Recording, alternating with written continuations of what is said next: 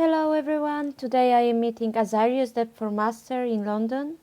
The first question that I have for you is, when we are working with energy in terms of protection, how it is possible to be attacked? How is it possible for someone who has protection to be actually attacked? Is based on their own state of mind. You know, most of the, as they say in the healing arts, if you have outmoded beliefs that you need to let go of and you're still holding on to them, it does leave an avenue for you to be vulnerable.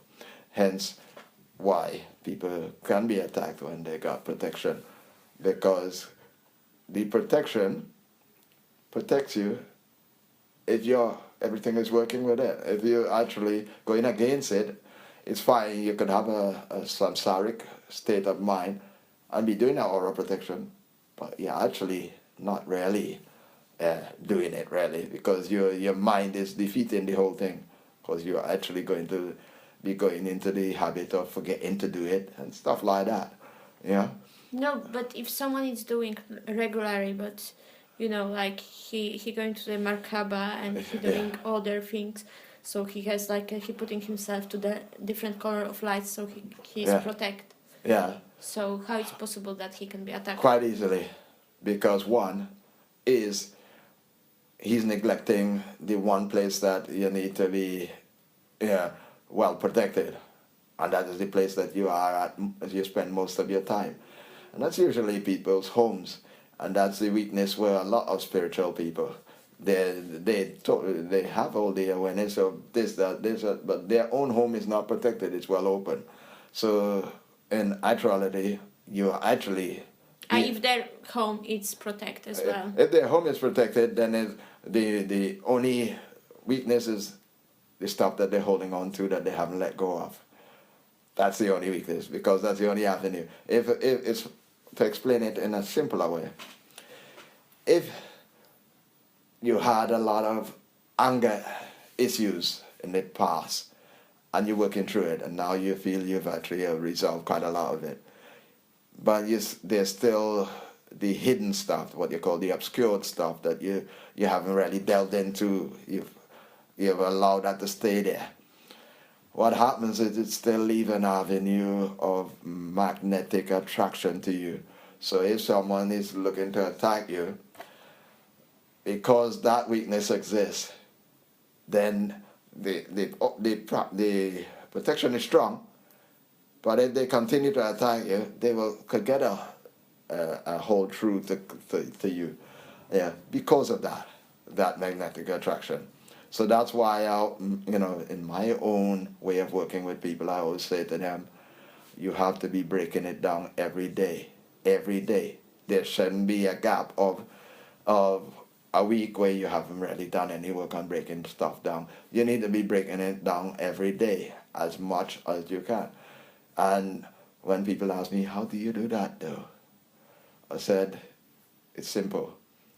The body is the vehicle for all your other bodies, your soul, your spirit, astral, all of it.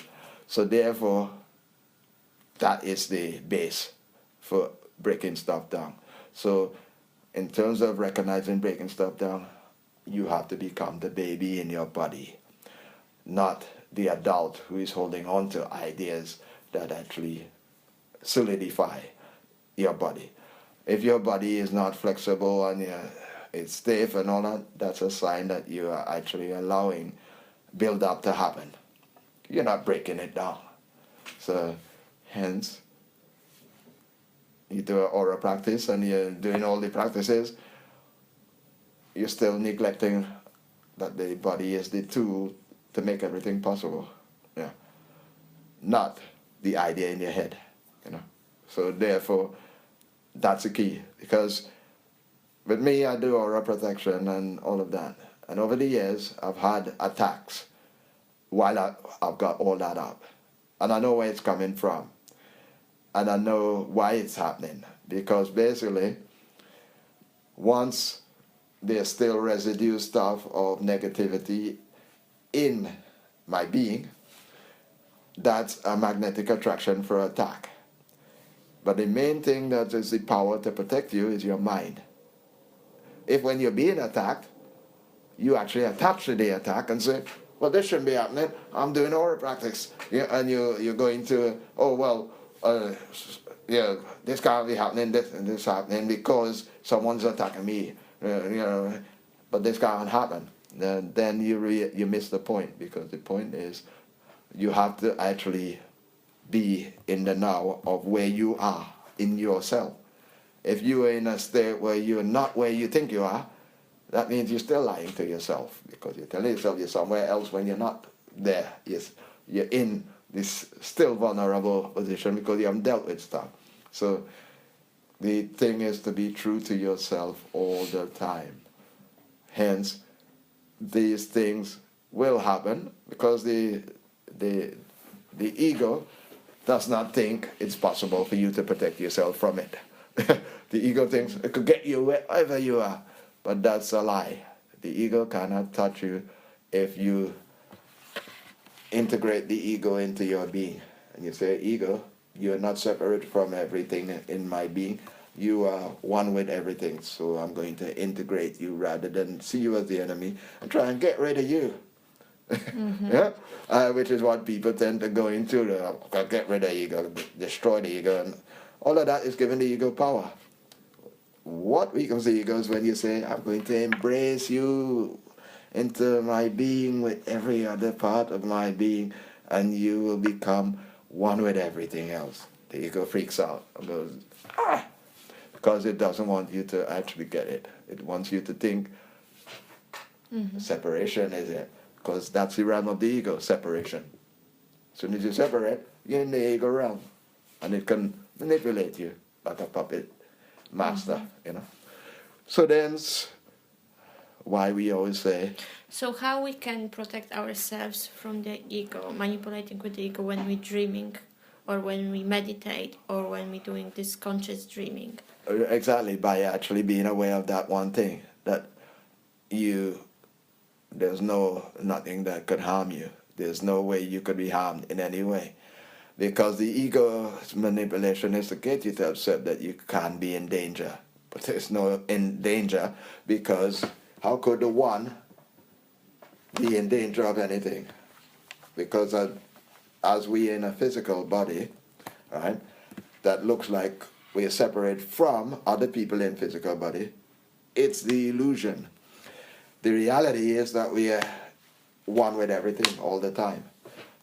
The actuality is that because we have individual consciousness, the ego has power in us if we give it power. And that's what creates the idea of separation, because there's no separation. Yeah? And that's why if I always say to people, if I'm one, and there's a system outside of me that says, this is how you do it, this is what you do, this is what you're supposed to do, you're supposed to have a relationship, you're supposed to get married, you're supposed to, and I go with that, I go, oh yeah, I'm going to go with that. What I've done is I've separated from the one and made the separation the truth. So now, this is where conflict comes into my reality. Whereas if I recognize I'm the one all the time, then to actually look at the ideas that are outside of me that create separation brings me into a state of saying to myself, is that the truth for me, or is that a lie? And by asking those questions, I then actually look into my being and say, well, no, I don't have nothing pulling me to go and find a woman and go and get married and have children, because that's not naturally there. That's an illusion that's created outside of me.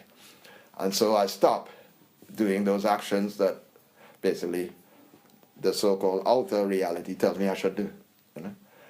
And then I become more connected in the one, because the one shows itself to me more and gives me what I need to be given, tells me, this is what you have to do right now. And that's why fear exists, because most people are frightened to be truthful.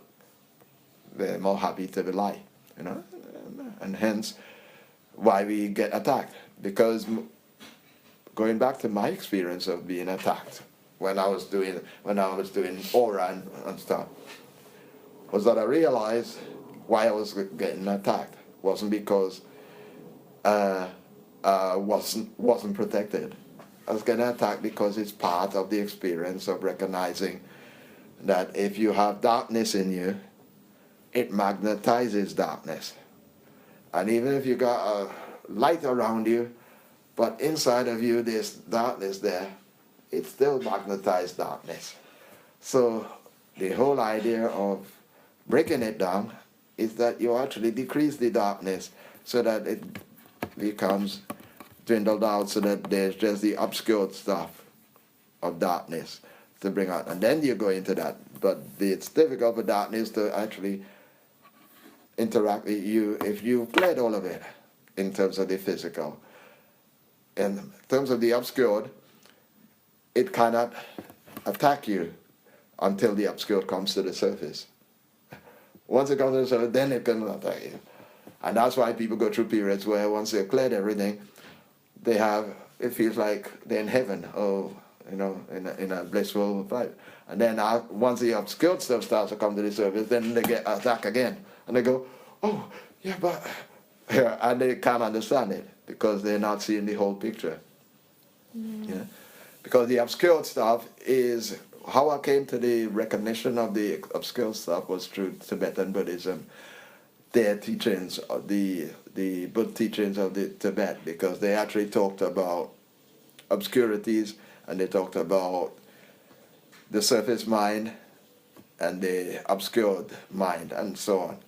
And when you look at obscured in terms of what is hidden from your awareness, then you realize that, when you go through abuse, say like sexual abuse, something like that, there is, in the situation, when you go through the actual abuse, in the action, there is that part of you that disassociates with the whole situation, that sort of goes like you're astraling out of your body and going, no, that's not my reality. I'm going somewhere else. And when you do that, parts of your being float out all over the place. Yeah? And with that first bit, when you're healing yourself, a lot of people never actually relate to disassociation. They always relate to just healing themselves in terms of overcoming the way they feel about, for instance, if you're sexually abused, the way you feel about sex, the way you feel about relationship with people. So you forget about the disassociation. So you never think, what parts of me are missing?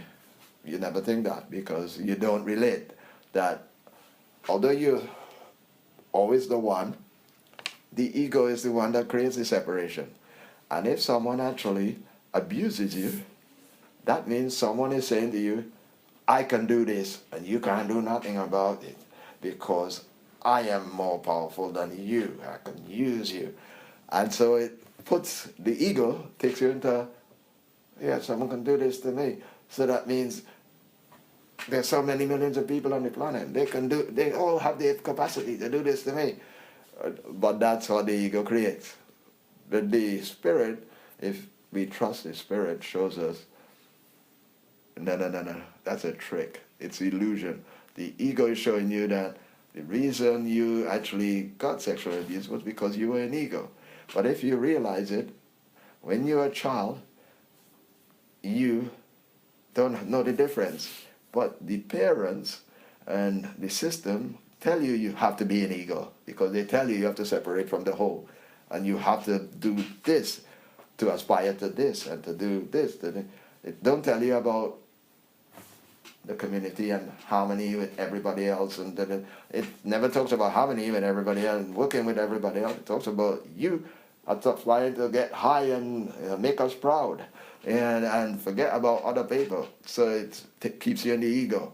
And once you're in the ego, what happens is you draw all these things to you. You draw someone who would abuse you and all of that to you because you are actually not realizing the energy. You're not realizing this is ego and I'm magnetizing ego all around me rather than magnetizing harmony and love and And this is why lots of people go around in circles. Can you be connected to somebody else's ego? Somebody else's ego? Yeah, can affect you. Yeah, it's quite simple. What I call it is like, I was speaking about this last year to someone, saying, we relate to Jung and Freud in terms of the Western setup, their psychology stuff and all their stuff about the enemy and the animus and the id and all of that, and the ego. But they talk about the collective consciousness, but they never talk about the collective ego consciousness. But in my own experience, we have actually seen the collective ego consciousness coming through one person. And the energy of it coming through. I'm going, wow, that's amazing to see, because no one has talked about it in those so-called circles that I recognize as the circle to go by in psychology and all those things. So I'm aware that, yeah, the collective ego consciousness does exist, because the ego has had the capacity to live millions of universes, so it's gathered enough knowledge to know how to manipulate someone in a body so that they do what the ego wants them to do, thinking that they're doing things that are best for everybody. So yeah, I can quite easily say, yeah, someone else's ego could actually affect your own ego, so that basically you become like that person. Which it happens in relationships all the time. Is there any way to protect yourself from this collective ego? The obvious way is, like I said, it's the mindset. You're always staying with the mindset base that you're one all the time, and there's no separation, and that the ego is actually one with the one. It's not separate from the one. Because once you actually recognize that separation is the thing that takes you into those vulnerabilities of being attacked, and the thing about enemy and anger and all of those things, then basically you constantly pull that to yourself.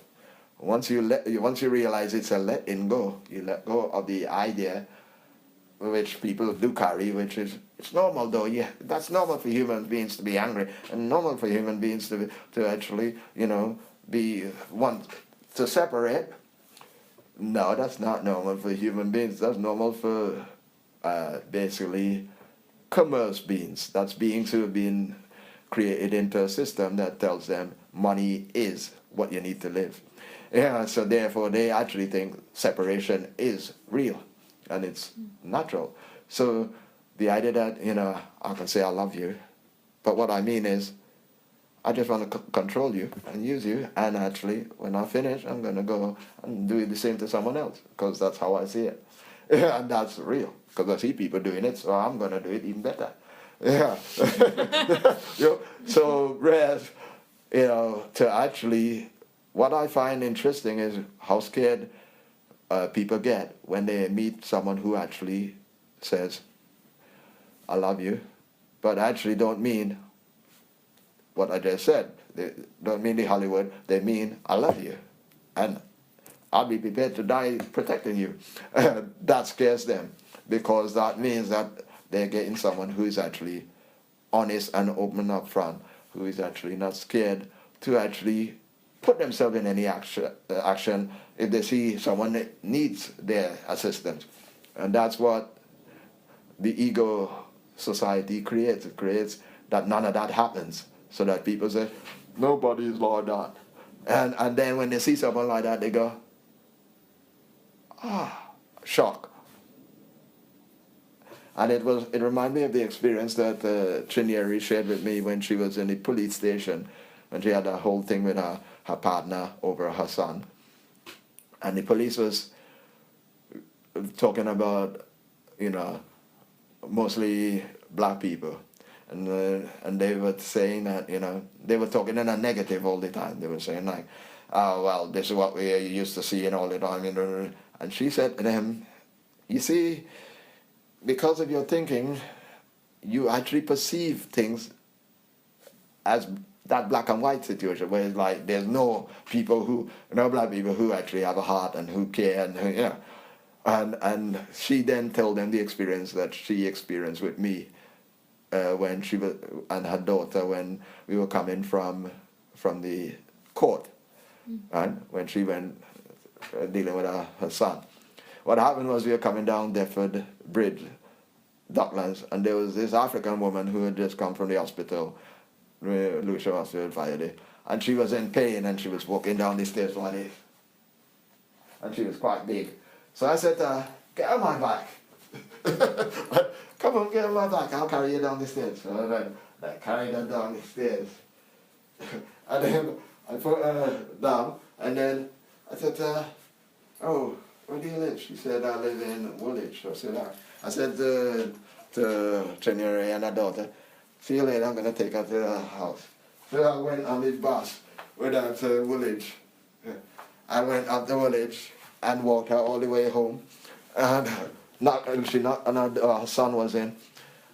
And she told her son the visor, and he went, oh, thank you. But he was surprised because, as I said, that's what I said, people don't expect that to happen, where people actually, care about other people and don't go, oh yeah, let her get on with it, but care about them and would put themselves fully there and make sure that person's all right, and then see them go on and don't expect nothing in return for it. And so she told the police this experience, and they were like, couldn't say nothing. They didn't know how to handle hearing something that was like, that don't happen. But it did happen. So it was like a bit like, oh, there's people like that. Oh. And so her sharing that with them sort of opened them up to the idea that, yeah, you'll maybe running off into the idea that there's a black and white situation where there's not a black and white situation. There is either people who are actually universal or people who are not universal. Because at the moment, people are living on the planet in a finite consciousness rather than in an infinite consciousness. So their way of dealing with people is, oh, you're suffering, I'll leave you, let you suffer. What, you got nothing you could give me? Then you're no good to me. That kind of thing. Whereas they're not in a consciousness where they're going, there's a few people who are in it who would actually see you struggling and go, where are you going? I'll give you a hand. And go all the way with you and go there, even if they are supposed to be going somewhere. So what it's needed to be done so people would be more open? Well, the thing is... awake. Well, the thing is, you could only change as the hexagram on the wall in the temple says. You can only heal the world one person at a time. And for me, what that says is that if you're healing yourself, every interaction you have with other people, encourage their healing. No matter how negative they are in their being and how they're vibrating. Yeah. So, for example, if you interact with someone who is cursing, swearing, whatever, and you just interact with them from your heart, open, even if they don't get it and they go, oh, face off, it's penetrated and it's started their healing process already without them even being aware it's happened. And it's already gone in the process. The thing is, always recall that we are all in the one all the time. So therefore, if you are conscious of the healing process, you're conscious of clearing, you're conscious of your protection, when you interact with people who are totally oblivious, you're still affecting them in a way that actually moves their stuff, even if you are not seeing it with your physical eye. But I guarantee, the next week you see them, you will see them change. And you will go, how is that possible? But it is possible because you interacted with them. That's why it's possible. And that's how simple it is. And just by you sitting on a bus, sitting on a train, sitting in a situation with lots of other people, you're affecting their change just by actually changing you. And that's, once you know that to be so, then you don't have no lack of faith, lack of trust, lack of devotion, because that's what the three keys always, I always come back to the three keys, because the three keys always keeps you in this reality that we always want. That's why it's difficult for people when they don't know when someone cares about them, because they're perceiving things in a certain way. So people can be talking to them and they feel, because they're not actually coming with a consciousness, like if they're Christian, going, God bless you. Oh, yeah, that they don't care about them. They don't, so in their mind, unless they talk like that, they don't care about them. So they actually immediately do this and put themselves out of this reality. They're not one with everything anymore. So they say, I deserve to be treated like I'm unworthy of being loved by someone who's not a Christian. A kind of attitude. Yeah? Whereas love is love. Love is something that, putting a word on it actually defeats the object, but the action of it is actually more powerful than anything. So therefore, if you actually see an animal wounded and you immediately go and you put your hand on that wound, and you're actually creating an interaction with your vibration of healing yourself, protection and all that.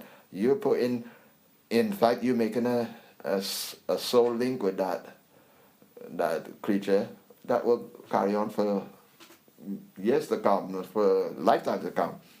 They might walk up to you in a lifetime and say, you don't remember me, do you?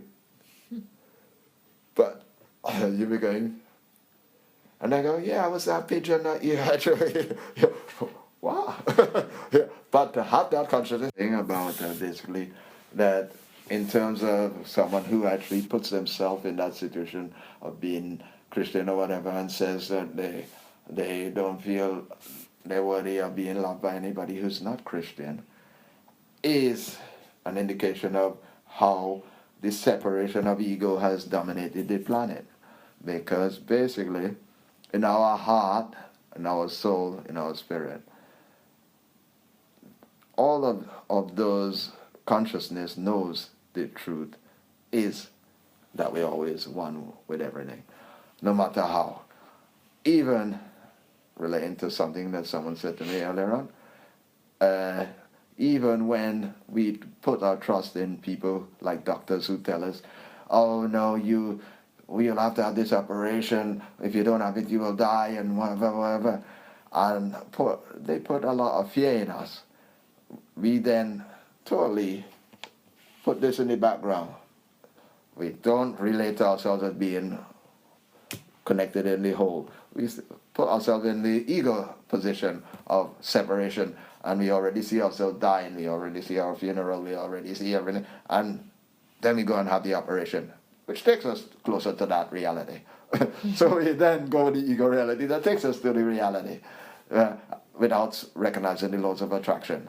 Because if I'm still got this one, I'm one with everything, then what will happen is I won't accept the doctor's hypothesis on my reality. What will happen is the universe will say, yeah, look, I walk around the corner, I meet someone and says, hey, this is what I'm doing, and this is the situation, and they just share something with me that's natural to my body that will make me, enhance me and open me up. So it's just recognizing that with keeping this recognition that we are one with everything, we draw on that reality in our magnetic attraction, and that automatically happens. Yeah. Okay, thank you so much. Thank you so much. What for? What for?